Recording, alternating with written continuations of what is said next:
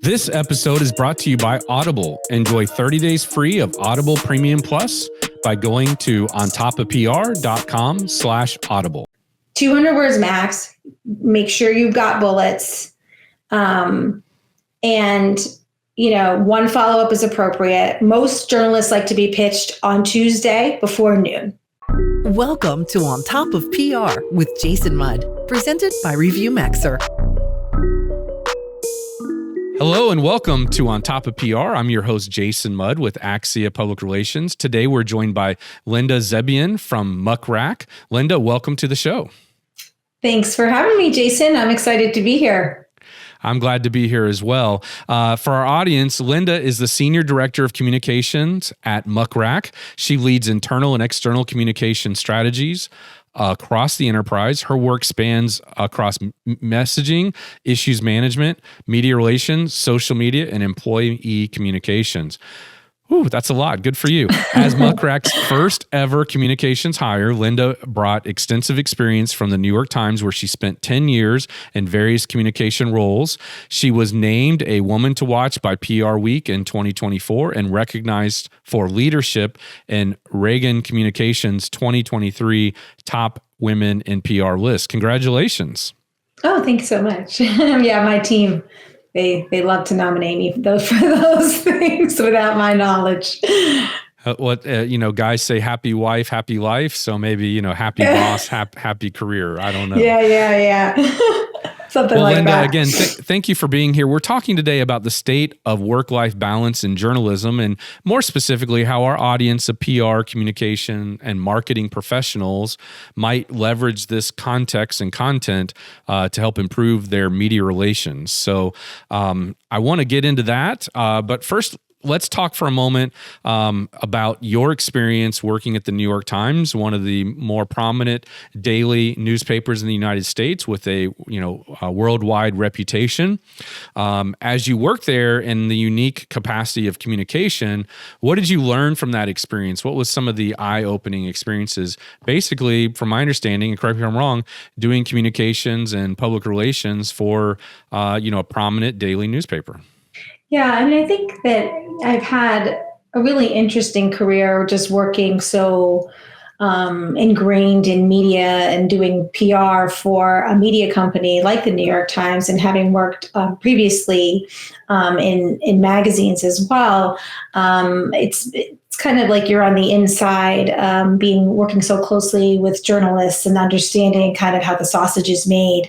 Right. And so I've had the honor and pleasure to kind of get a look behind the curtain about how newsrooms are run, and what it's like for journalists to be on deadline, and understand, how to craft a pitch, how to craft a story, understand what, the cafeteria of the New York Times is like, what a page one meeting, that kind of famous page one meeting that used to happen at 4:00 every day, where the top editors would go and sort of pitch, the masthead about why their story should be why their desk's story should be on the front page of the New York Times. And now that meeting is now a morning meeting about the homepage of the New York Times.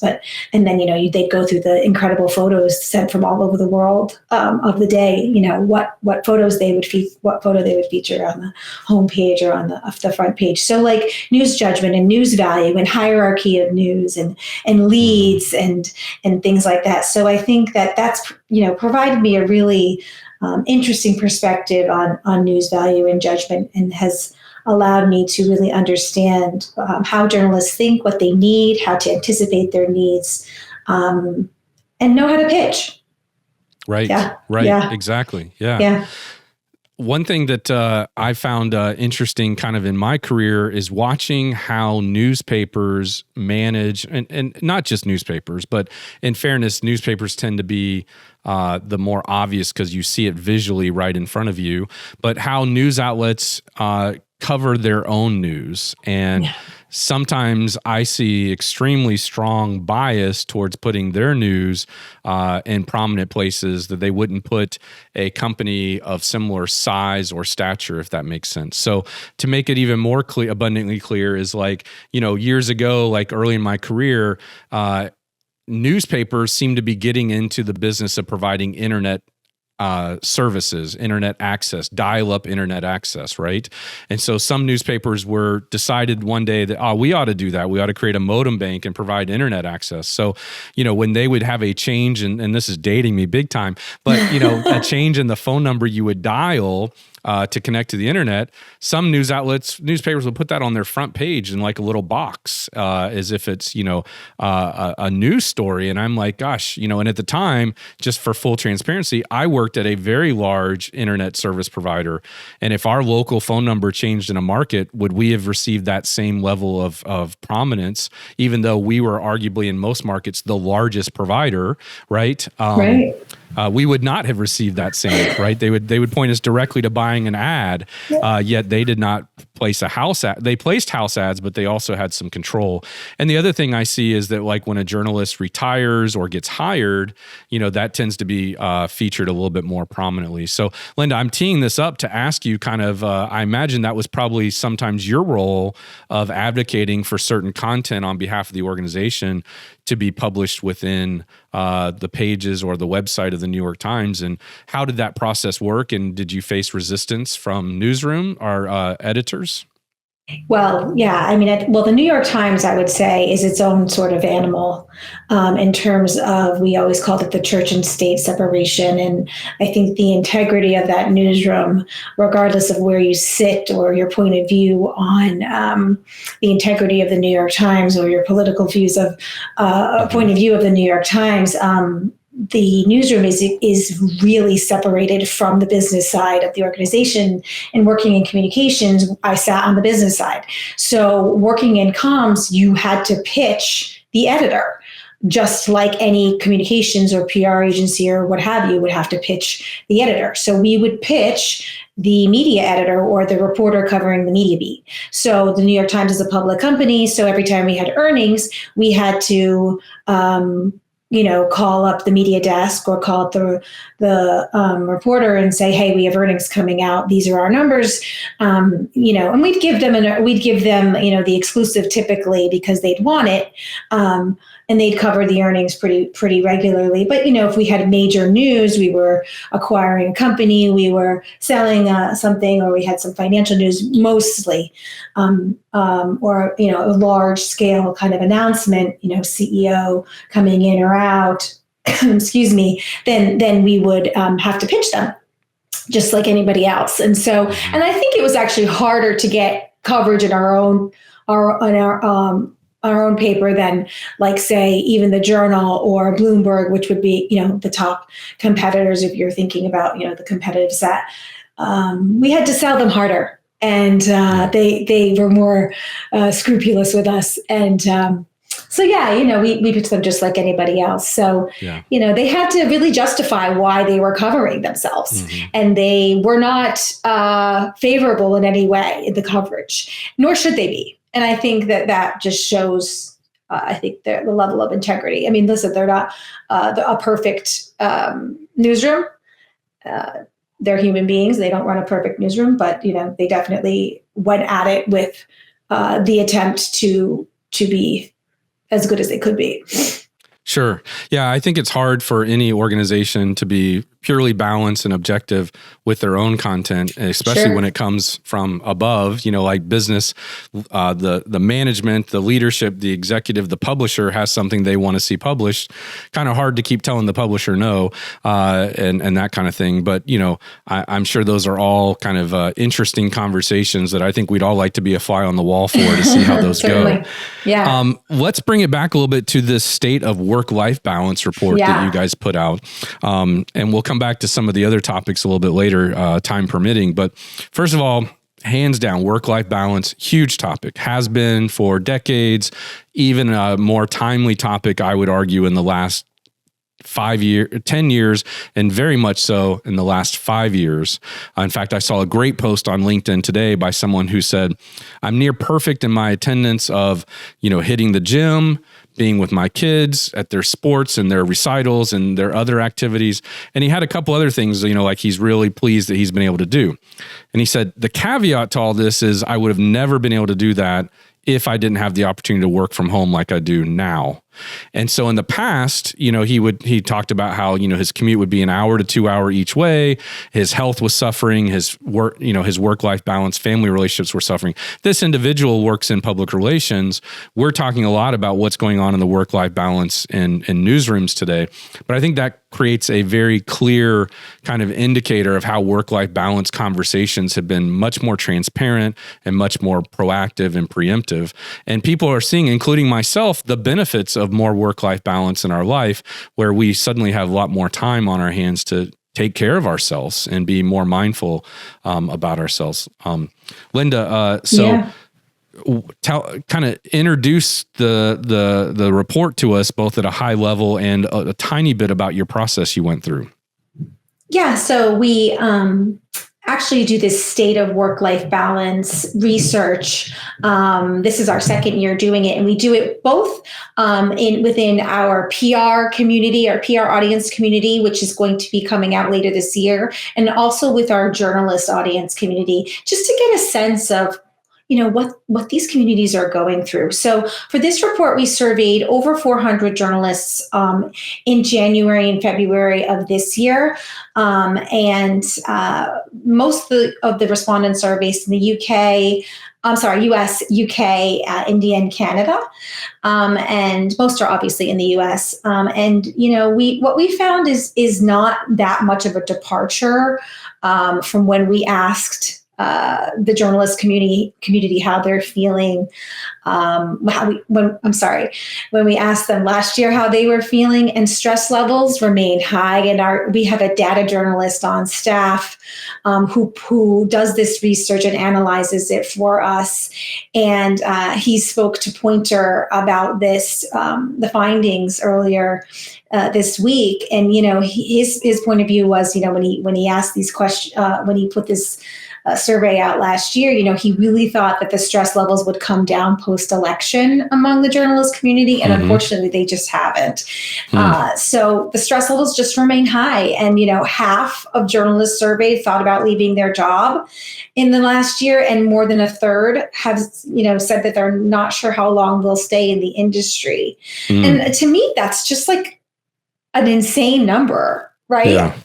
And what does that mean for, journalism, the future of journalism, democracy, and, a free press? And also, what does that mean trickle down to PR folks like you and I and audiences, right? Like the more and more, we haven't touched on this yet, but like we know the younger generations are going to the TikToks of the world for news and information, and they trust news influencers, if you will, sometimes more than traditional journalists who actually have some boots on the ground and some actual expertise in certain areas. What does this mean for the future? It's a little scary for me personally, but we'll see. We'll see.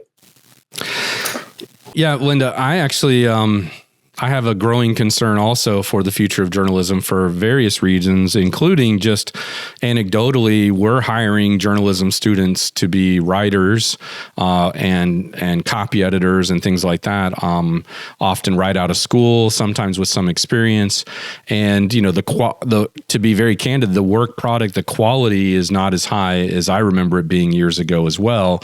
I'm a proud alumnus of the Missouri School of Journalism, one of the top journalism schools in the country. And one of our recent hires, I was talking to them about the grammar exam and how hard that was for me to take when I was in school. And she said, "Oh, they don't do that anymore." And I said, "What?" That was like a pinnacle, element of getting into the school. And she said, "Yeah, they just found that a lot of the students nowadays don't really know grammar like they used to." And I was like, that's no reason to get rid of it, right? If anything, that's when you double down on it. So, I think that we're accommodating perhaps a little too much instead of holding up a high standard. And, we're seeing that in newsrooms, and that's not really our topic of conversation today, but I think that does lead to some of the mistrust or challenges that journalism is facing. All you need are a few people who are not playing either at a level playing field or at the same level of integrity and quality assurance, and the product suffers overall, kind of thing. And then if those people, for whatever reason, continue to stay in journalism and they get promoted to editors, then their standards are low, and the next generation is going to be lower. So, I hope we figure out a way to fix that, Linda. But we've got a twofold problem, right? So, stress levels are high, as you mentioned. Standards are, whatever your personal opinions or research might show about that. The 1-2 punch of that isn't probably a good solution either, right? If you got people who are burnt out and therefore we've got to fill more jobs or more vacancies, or there's even less positions. I remember in the Great Recession, I used to say the problem for PR people is that newsrooms are shrinking. And, and so is the budgets they have for, at the time, print pages and other resources. And some people would push back on that and say, well, newsrooms aren't shrinking. There's more newsrooms that are more niched down. And I'm like, yeah, but the major newsrooms are much smaller than they've been in the past. And you're seeing, fewer local newspapers survive in the traditional sense. So that stress of the stability of my employment and the demands of my employment, right, are probably a big enough 1-2 punch to get people to start looking for other options, kind of thing. Yeah, I mean, we did ask, despite the burnout, most folks do plan to stay in journalism. More than half said they plan to stay for at least the next 2 years. However, more than a third say they're unsure how long they'll stay in the industry, which is interesting. So I think it's a real thing, and I agree. During that sort of, what do we call it, the Vox BuzzFeed era, it was a fact that the issue was there's all these newbies coming, and we weren't sure what the future was. And I think local news is definitely hurting. I think now it's a lot of the big guys are what TechCrunch was just bought out by PE last week. What the heck is that? What does that mean for the future? And I think a lot of us are just questioning the consolidation of media. Trust is certainly this gigantic issue, again, with the rise of what it means to be an influencer and what it means to be a content creator. I think newsrooms don't have resources the way they used to. And I think that was one of the big things when I was at the Times is helping folks understand, you have to pay for news. People have paid for high quality independent journalism since the beginning of time. It wasn't until, the last 20 years that people went online and said, oh, I can get all this stuff for free. And so I think that mindset has to shift. You didn't go to the newsstand and just take a newspaper or a magazine without paying for it. Right. And so I think that, but I don't know if you're really going to ever, especially with the rise of social media, ever get that back, that feeling back or that thought back that you have to pay again. So yeah, I was early on in my career when the internet, was becoming accessible by most people. And at that time, I candidly started pivoting my career into PR and communication because I saw the power of storytelling online on behalf of companies. And my preference was I want to help companies create their own strategy and agenda as opposed to showing up as a news reporter reporting another company's, strategy and agenda. But in that moment, the question that newsrooms were asking, and candidly asking me because I was kind of on the leading edge of the internet, and advising companies on how to position themselves on the internet. And every ad director, every publisher, they wanted to ask me, how do we make money from this? How do we transition and make money online? And I felt like the product was the way you did it by having, the superior product, and now more people, you'll have more eyeballs and more reach, but that's not enough as we're establishing. So, and as technology has moved more and more digital. I want to go back and ask you a question, one clarifying question for our audience. Your research, was it focused exclusively on journalists, or did you also ask public relations communications professionals about their work-life balance? This specific study was journalists, and we do have a study where we'll ask our PR audiences about their work-life balance coming later in the year. Yeah. Okay. Yeah. So I've pulled up on my screen, and we can put it in the episode notes for others to check out, the media bias chart. I've got a version from January 2025, and it puts basically logos and news outlets in, basically, for lack of a better word, categorizing them from being left or right leaning.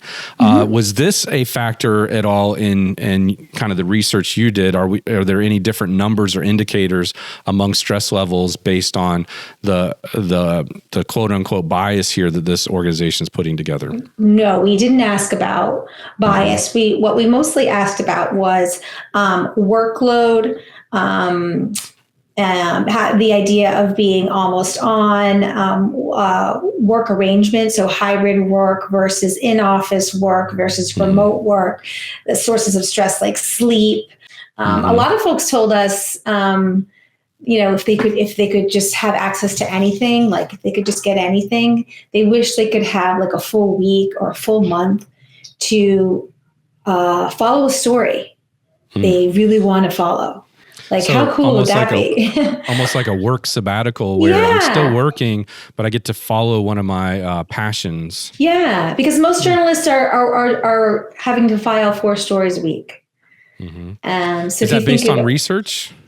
The 4 stories a week? Yeah. So that was the average. They're having to file 4 stories a week, and so did that come from your report or somewhere else? Yep. 48% of journalists write 4 or more stories a week. So about a quarter are doing 10 or more stories a week. It's like, how can you really invest there? And that's, again, like lack of resources and like thin budgets and things like that. So you want to know why they're stressed, and they're not. You don't become a journalist to like churn, right? You become a journalist to engage audiences and inform and tell like great stories. So I get it. You're reminding me, one of my first editors was named Roger Bull, and he told me that I wasn't his best editor, but I wrote more copy, meaning more stories, than anybody else did. And I took that as a passive aggressive, backing the compliment kind of thing. But, what he meant is, hey, I'm always going to have copy because of you, and other people are a little slower to put something out there or put something together, and they might be better writers, but at the time he needed content capacity, and I was feeding it regularly. So so maybe my writing wasn't perfect, but at least I could go find stories. Linda, I want to circle back. So was it your study that talked about the frequency of stories that they're writing on a weekly basis? Did that come from your research or somewhere else? Yes. Okay. That was our research. Yeah. Perfect. And I want to circle back a little bit further and say, would love to see if in the future you could factor in the outlets that those individuals represent and where they land on the bias chart. Because I guess what triggered that idea was you saying after the election, right? And so after the election, you would sense that maybe the left-leaning media might feel a little more stressed, or the right-leaning media. I don't know. But, I think the, political preference, political leaning of the reporter, especially if they're covering, let's just call it what it is, like a lot of media reporters, are not going to like Trump, right? He's president. They might be more stressed having to cover him, right, as opposed to having to cover somebody else, right? Sure. So just something that might be interesting to look at in the future. But getting back to kind of how do we, so like you were working at the New York Times and you're pitching your own New York Times story to employees of the New York Times, which is obviously a very unique situation to be in. But how can we as communication PR professionals, how can we use this information to leverage what we're doing in the specific practice of media relations, which is only one part of PR. And we know that in communication, just from reading your job description earlier, your bio earlier, of messaging, issues management, media relations, social media, and employee communication. Yeah, so I think you might laugh at this. Like I don't do a ton of pitching, just having, doing this for 20 years or so. I don't pitch unless I know it's a story. So I know that might sound a little crazy, but I actually don't send a pitch unless I'm really confident that it's going to hit. Uh-huh. And I kind of tell my team the same thing. Like we sit and talk when we have something coming out at Muck Rack. We have a product coming out, or we have news to share. We have a piece of research like this state of work-life balance.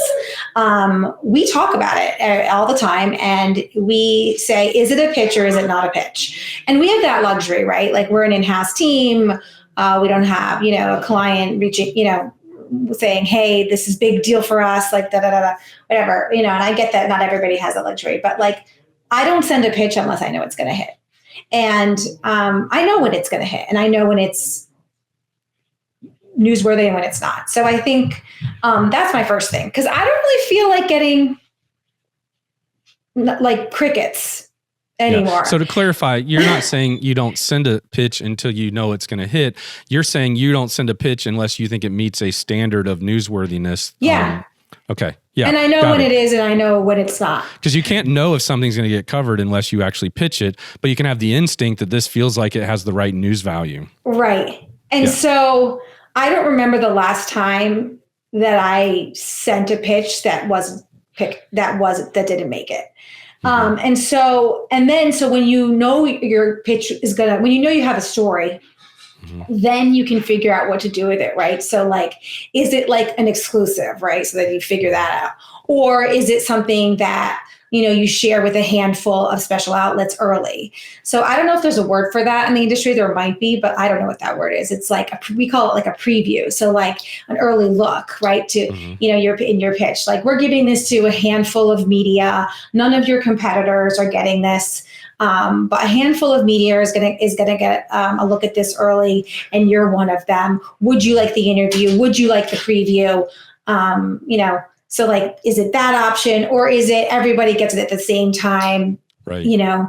And so like, I don't know, like I said, I don't know the last time that we pitched something that we didn't get at least one piece of coverage on. And I think that that's just something that I learned at the times. Cause like, I don't want to pitch something that I don't want to waste my time, or my team's time. There's just so many other things we could be doing besides pitching. So I think that's the first thing. And then I think like anticipating a journalist's needs when you're pitching is like so important too, right? Like when you're working with a journalist, instead of,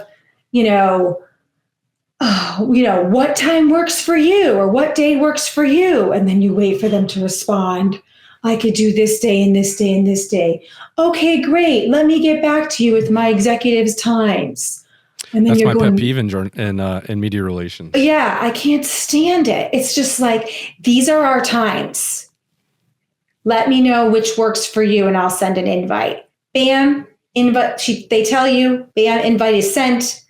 And that's the last you hear from them. It's just like, and then don't let them ask you, like, can I have a photo and a bio and some product shots? Just send them all. Just send them, right? As links, not attachments. Yeah, like just send them. Like anticipate their needs. And I think that like that's so critical, and like just eliminate the back and forth as much as you can. I love that, Linda. In fact, just the other day, I was working with a vendor, and they're like, "Well, I could send you the link if you want to see it, and then I could also send you this." And I'm like, "Or you could have just sent it instead of that, Yeah. And so I'm like, can we be more sophisticated here and just have one email instead of 16 to get to the one thing? So I really appreciate what you're saying there. Yeah, yeah. So I mean, I think like those are definitely the things, like that news, and I think when you're pitching, just the brevity. And like the subject line is like, again, so we know these things, but they really are so Like just so important. And I mean, and don't underestimate the value of a follow-up, because they do miss it. But, I think one follow-up is okay. Our research has found 200 words maximum. Get your bullets out. Is that for a follow-up? No, for your pitch. For the pitch itself. Yeah. Okay, yeah. 200 words max. Make sure you've got bullets. And, one follow-up is appropriate. Most journalists like to be pitched on Tuesday before noon. That's what our research has found. Like we asked thousands of journalists over the years, and they consistently come back with the same insights. And I think, just keep those tips in mind. And, don't constantly pitch just to say you pitched. Yeah. Right. There are other ways to do it. There are other tactics, especially with social now. It's like, don't even see social as like, oh, I have to do that. No, it's a whole nother like beautiful, like plethora of ideas and sources, and use it, and I think like a lot of it is educating too, like educating your boss, educating your clients about the values of the other things besides earned, right? It's that whole like Joe Rogan thing with the, like Trump's strategy, like talk to folks. Like we've been trying to tell folks this for how long? Like all those articles came out after the election, like, wow, Trump's niche targeted strategy. Like, really? We're PR people. We've had that strategy forever. It's just nobody listens to us. That's funny. Well, I want to circle back because you said the value. I think you said something about don't underestimate the value of the follow-up.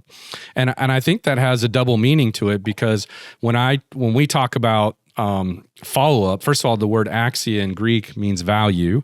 And we always talk about the idea of if you're going to follow up, you have to add new value to the conversation. Don't just follow up and say, oh, I just want to make sure you got my pitch, whatever. It should be, hey, I was thinking about this pitch today. What might also help you, tell this story or get this story approved is additional bullet points of information. And also going back to where you said 200 word max for each pitch, one thing we adopted, I don't know, about a year or two ago, and I'll be sure to put a link to this in the episode notes, is we 80% of the time we try to pitch what we call a 3-sentence pitch. So what we've got, why it matters, and how we would like you to use it.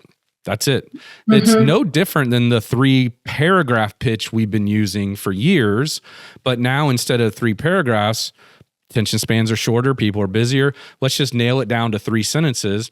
And then we want the journalist, as you said earlier, to raise their hand and say, tell me more, or I might be interested. And then you can send, more content. What I see, Linda, is a lot of PR people think, here, I'm going to give them everything they need to do the story, and then I'm done, Right. But you want to get a yes. You want to get a series of yeses before they're committed to doing your story. And just dumping stuff on them is not only unprofessional, but disrespectful, and just 100% the wrong way to do it. Yes. And I have 2 more tips on that. Okay. When you follow up, there's 2 other ways to do it too. Tie it to the news of the day. So, hey, did you see this article today? Yeah. And it's not, don't send them the same story that you're pitching, because that's nobody wants to write the same story that's already out there. Something adjacent. You're behind. Yes. Adjacent data helps. If it's a piece of data to support the story better than a story that's already out there that's similar. Or B, say, hey, I'm going to move on to another outlet, and I just wanted to make sure that you're passing. Ding, ding, ding, ding, ding, radar. They're like, oh, wait, somebody else might get this. You're talking about FOMO. Yeah, FOMO. Exactly. Right. FOMO. Yeah. And then another way to use an embargo, an exclusive, is to use an exclusive in the same way.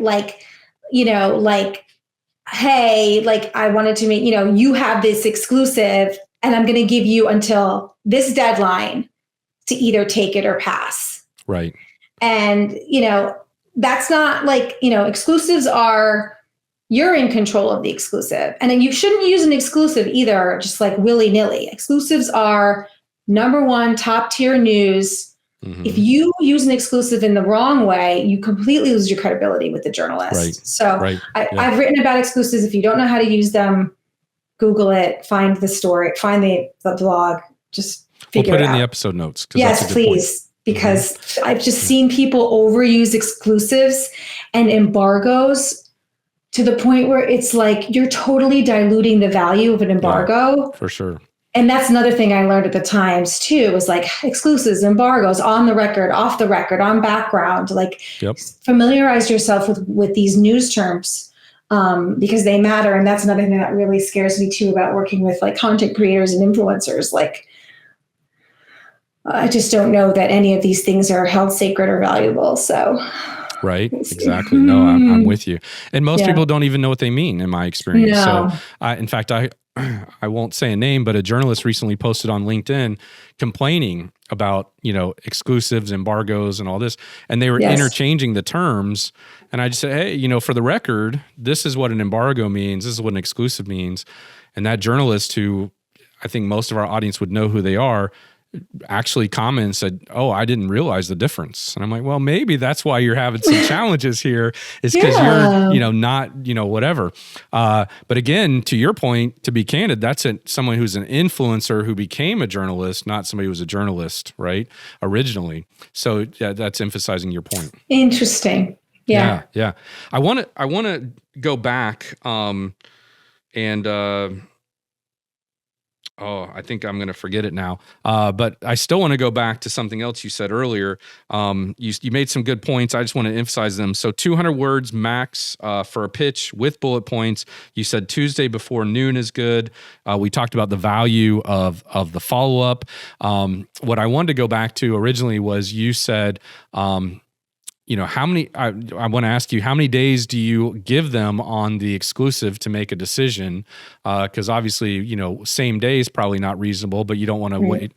I've always heard from sales. I've learned more about how to pitch media from good sales training, not bad sales training, right? But there's a saying in sales training that, a quick no is better than a forever maybe. Again, a perfect example of media relations. I'd rather get a quick no from a news outlet than sit around and think that they're thinking about it and they're not. They just don't want to say no. So how long do you wait to follow up before you come back with either the FOMO or some other technique? Yeah, I think it depends on how early you pitch them, right? So and that's a tricky thing too. Like, you have to look at your launch date or your announcement date and move backwards, right? And you have to it's so tricky because you have to give yourself time. You have to give yourself time to pitch the journalist, wait for them to respond, set up an interview or a demo or whatever you're doing. Wait for them to not respond, move on to the next journalist in your line. What if they don't respond? Then what if you have to move on to a third and they don't respond? Then you just have to throw in the towel. And sometimes you get really, really screwed over. And then you run out of people and you're like, forget it. I'm just going to, and you've been there. But again, it comes down to knowing the news value of what you have. And so if you are going to pitch a journalist under embargo or pitch an exclusive early, you need to know that you have a story. And so if you have a story, you have to be fairly confident, I would say 65% and up, that someone's going to take that story. And so then you figure out the amount of days. Usually when I pitch an exclusive or news under embargo, I will give them 48 hours to decide if they want the story or not. And I'll put that in the pitch. That. Yeah, let me know by X date at X time. And if I haven't heard back from them, I'll usually do it that morning. So hey, just FYI, I know I gave you a deadline of 2 p.m. today. I just wanted to remind you of that. And then if I don't hear back from them by 2 p.m. at 2:03 p.m., I'm on to the next one. You're listening to On Top of PR with your host, Jason Mudd. Jason is a trusted advisor to some of America's most admired and fastest growing brands. He is the managing partner at Axia Public Relations, a PR agency that guides news, social, and web strategies for national companies. And now, back to the show. I'm going to take this as an opportunity to remind our audience of something I heard, which is, in the agency business, research shows our clients think about us, meaning the agency, and they think about PR sometimes, depending on their role, between less than 1% to 5% of the time, right? And so I think we have this idea that I sent Linda this media pitch and there was an exclusive assigned to it, but the deadline is this afternoon. To your credit, Linda, yes, you have to remind them that morning because they've probably got 20 other things they're chasing down, and they have completely forgot about your pitch. And you're thinking, I think, optimistically, Pollyanna-ish, that they're thinking about this right now, just like I'm thinking about it, and I'm waiting for them to get back to me. And they are completely not doing that. And I think that's one of the challenges of our profession, as more and more people are going straight into PR, and fewer people are going into journalism. We're not only seeing a saturation of too many PR people per se trying to pitch media and journalists, but we're also seeing a lot of those PR people having never stepped foot in a newsroom before and trying to pitch something that they just don't really understand through real world experience of walking a mile in that journalist's shoe of what it takes to get a story done. Yeah, I just think you ever read The Four Agreements, one of the greatest books of all time. Just don't take it personally. Just don't take it personally. Don't take anything personally in PR. It's one of my favorite tips. It's just not about you. It is not about you. Just don't take it personally. Just let it roll. They're not thinking about you in that way. Don't think about them in that way. Right. Yeah. Well, Linda, I want to go back to your report. You mentioned earlier pitching the report. So beyond expected, PR, profession, trade, media, and beyond journalism profession or trade media outlets, where else were you pitching this story that you felt confident that it would get covered, considering that the topic is exclusively work-life balance among journalists? Well, I didn't pitch the report. My amazing senior manager of comms pitched it, and we didn't pitch it. We don't pitch it beyond PR and journalist media audiences because we know that that's where we pitch it. Those are our. But as you know, a SaaS platform that our customers are PR agencies and brands, and our free users are journalists. So those are our two core audiences. That's what we care about, and we got them. So, So you said that's our goal.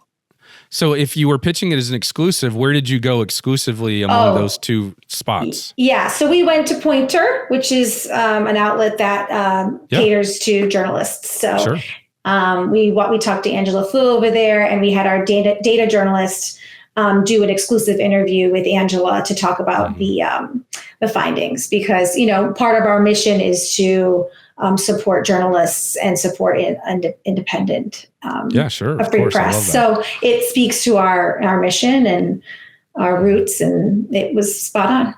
So, and to reach PR professionals, where did you go? PR News, Axios, Communicators, Reagan, PR Week, all those guys. Yeah. Those are our audiences. That's where our customers read, and where, and then of course all of our social channels, we want to engage with all of our customers. And then I got it through direct email. You did. Yeah. So tell me, so on the PR trade or industry stuff, did you, it's not sounding like per se you did an advance or an exclusive with those outlets. No. Yeah. Okay. That makes sense. We just did the journalist outlet. Yeah. Yeah. And that's why I was asking, because, I was curious, you would think that you would be eager to have all of them cover it and maybe even bring them, each a unique angle or a storyline that they could tell from the report. Yeah. We could have, but we wanted to give Angela the exclusive because we actually did this report in 2024, and she had the exclusive then, and we wanted to maintain that relationship with her and give it to her again. And when the PR one comes out, we will give it exclusive, most likely to the same person who covered it exclusively last year. We like to give exclusives. We're a very small team, so we do what we can in terms of we do what we can to support these reports in addition to everything else. Yeah. So you're saying you have a work-life balance report for the professions of our public relations professionals? Yes, we do. Okay. So we have so many reports. I mean, state of PR, which is over 1,000 respondents, state of journalism, state of AI, all of those. Yeah. Got it. Let's talk more about your transition from the New York Times into working for Muck Rack. Was that a direct transition, or did you go somewhere else before? No, that was a direct transition. Yeah, and it was a crazy transition. I mean, I loved working at the New York Times so much. I mean, what an honor, right? It was a crazy time. I mean, working for the New York Times, which was, public enemy number, top 5 of the president at the time. And it was really difficult to work in comms at that time. But, that wasn't the reason to leave. Working in media is difficult. The news cycle is difficult to digest. Sometimes it can have an impact on your mental health, obviously. And I saw I've known Muck Rack forever, obviously. And I saw the opening. It was a director of PR job. And I was like, I can do that job. And I was working remotely at the time. And I was like, I could do that job. That'd be interesting to sort of build what a comms function might look like for a PR tech platform. I've always been passionate about PR. I've always been passionate about kind of giving us more exposure as a function within business and helping us, demonstrate our worth and demonstrate our value and get that seat at the table that everybody talks about. I've had, I always say, to folks like, I'm sick of, my team and my people are coming to me crying and being sick of being left off the thank you email, right? Like, congrats marketing, congrats technology, congrats finance on the big launch, and read about what we did in USA Today and look at our big launch party. And it's like, they're sharing the USA Today article, but forgetting to thank the people that got it there. And, just for years, I've had to just counsel like my junior staff about, it's okay, you were left off, it's okay, you weren't thanked, we're behind the scenes, or people that call us a service arm. You're the service agency, or you're this, it's like, no, we're like front and center. We're in the room. Like, we're counseling CEOs, like we're keeping crises at bay. Like, we're so much more than that. And we're also so much more than like media relations and, flax and things like that. So anyway, I'm ranting. So anyway, you're venting a little bit. And that's healthy, right? Work-life balance. This is therapy. It's therapy. Right. So I went for the job, and I think my experience got me the job, and my interesting kind of background in Muck Rack, sitting in the center of journalism and PR. And I got the job, and I was able to build the team and build the function, and it's just been a pleasure. I've been able to influence the product as the customer. It's a very meta role. That's so important to me. It's so cool. As a buyer of those types of services, where I've felt for years, I ask them, I'm like, do you have anybody internally who actually uses the platform who can say, yes, this is to the benefit of the customer and what they want? Because I've been doing this a long time. I figured it out more than 30 years today, which was very humbling. Oh. But, well, not today specifically, but I did the math today. Okay. And I thought to myself, I've been doing this more than 30 years. And how many times have I, seen a company, not Muck Rack per se, but Muck Rack competitors come out and say, oh, we've just launched this new and improved platform. And they launch it. And I'm like, and my team or myself is like, okay, this is terrible. Like, now a feature we've been using for years to communicate between certain parts that were now supposed to be more integrated, feel more separated and isolated and not built in and integrated. And then sometimes you're just like, why is it that when I click on this, not only does that happen, but also this, which then breaks this other feature. And they're like, oh, well, our developers decide that was the better way to do it. And I'm like, okay, anybody there actually using this? Yeah. You know, like, Anybody ever done PR there? Yeah, it's exactly. Like, and often, Linda, my point is the answer has always been no. Sometimes they'll hire an agency and do some trade, meaning the agency will do PR for the what I call the service bureau. But I'm just so thankful that you're there and actually using the platform. And I'm sure you have the ear of people to say, wouldn't it be better if this happens or that happens? And who knows, you might get some messages from some of our audience who are also users. So I'm in the unique position with Muck Rack to be listed as a journalist. So sometimes I get pitches and I typically respond, is there a reason you thought I would cover good for you. your kid winning the baton tossing competition in Eastern Pennsylvania this weekend, and they're like, oh, I don't know, you just came up on my media list. And I'm like, yeah, I'm sure that's what happened, is I came up on your media list for baton twirling in Western Pennsylvania.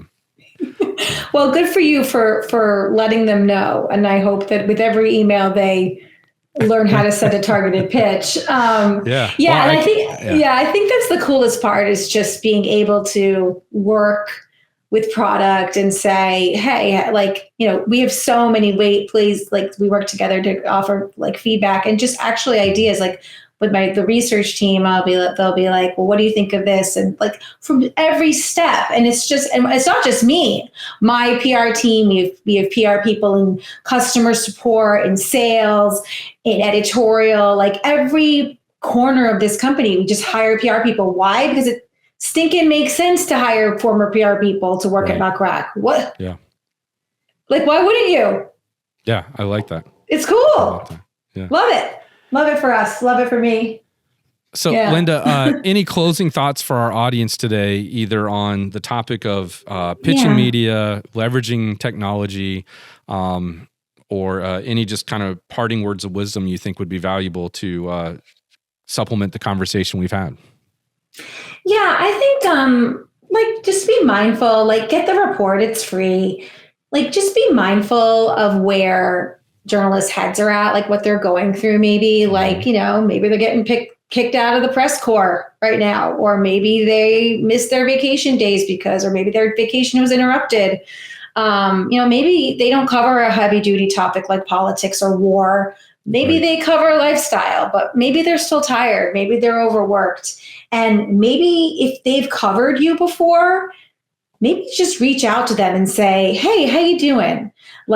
I saw this story and I really liked your coverage today. I don't have anything to pitch you. I just wanted to say, hey, and I liked what you said. Yeah. Engage with them on social media outside wanting to get something out of them. That's what relationships are. That's what being a human being is, and empathy is. And that stuff really goes a long way. It really does come down to we lose that without the phones and without the coffees and the drinks and being all behind a screen. But there are ways to get around it. And so that's what I would leave us with from this report. That kind of stuff works, and the benefits, they have legs well beyond, getting the story, right? They benefit you in all sorts of ways. It's multifaceted. So why not?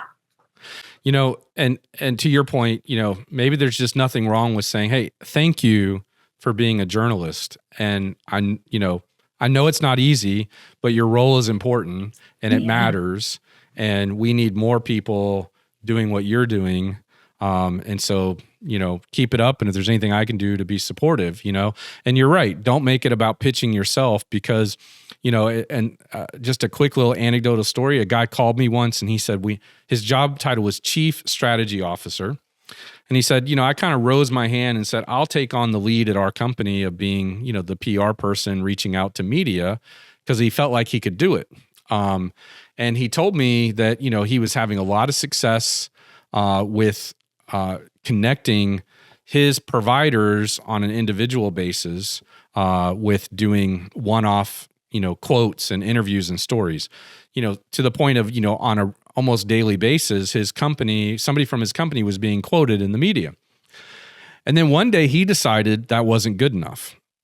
And so he started going to reporters when they would come to him for a quote and say, hey, I'm not going to give you access to our expert providers anymore until you write a feature on our company, because I've been helping you for months and you've never once thought to feature my company or responded to one of my pitches about featuring our company. Linda, I can tell by your face that you know exactly how well that went with the journalists, right? They basically told him to pound sand and they can find other people to quote anytime that they wanted. So this individual called me and said, hey, I've kind of, stepped in it in a bad way. We need somebody to come back and fix this for me. And I said, okay, yeah, we could do that. I've definitely recovered from worse. There's, helping clients through worse things. We can help you with this. But then he couldn't help himself. And he said, okay, well, how soon will you be able to have these news outlets to do a feature story about our company? And I said, well, wait a minute. Are we trying to fix the hole you dug yourself in, or are we trying to go right back into it? And he just said, well, I think I could probably eat some humble pie and get them back in my favor, which he's right. He probably could do that, and he's like, but I need a difference in the output that we're getting of feature stories. And so then it was like a whole thing, I'm like, okay, well, you've got to have something of value. So I'm just trying to educate this guy on how it all works. And he admitted he did it wrong. He admitted, whatever. But he just didn't seem interested and willing to play, the game to keep it going.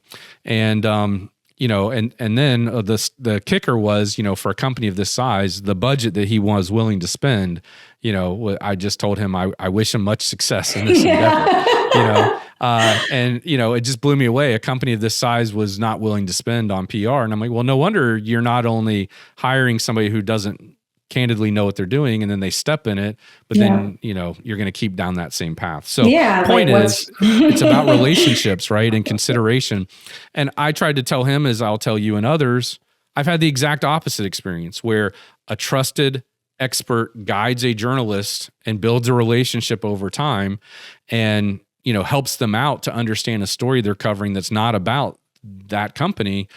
How many times that's paid off in the future in goodwill and trust built over time. So, yeah. 100%. It's like, how much is your reputation worth? Clearly. Yeah. You're speaking of reputation. What did Warren Buffett say, right? It takes years to build a reputation and minutes to lose it. And that guy lost it in minutes, from being selfish, for lack of a better word. And clueless.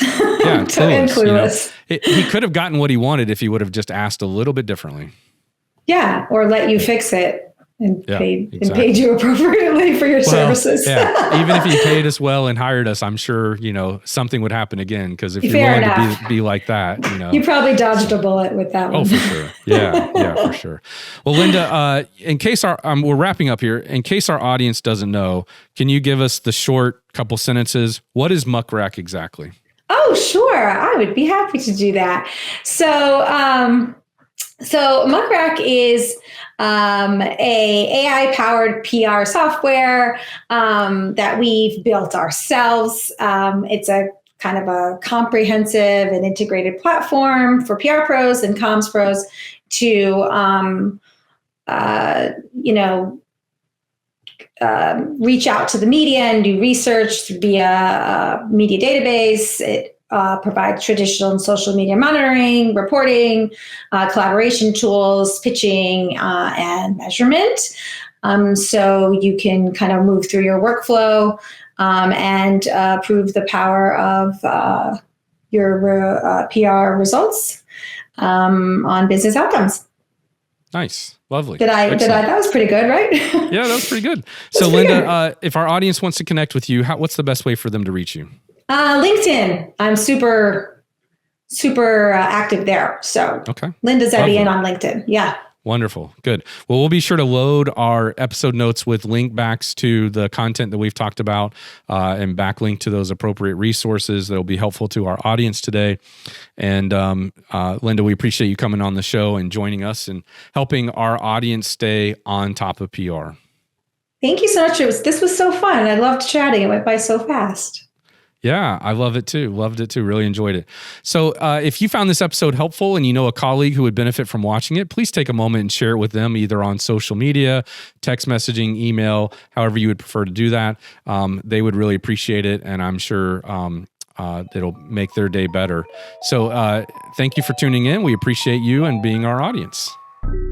This has been On Top of PR with Jason Mudd, presented by ReviewMaxer.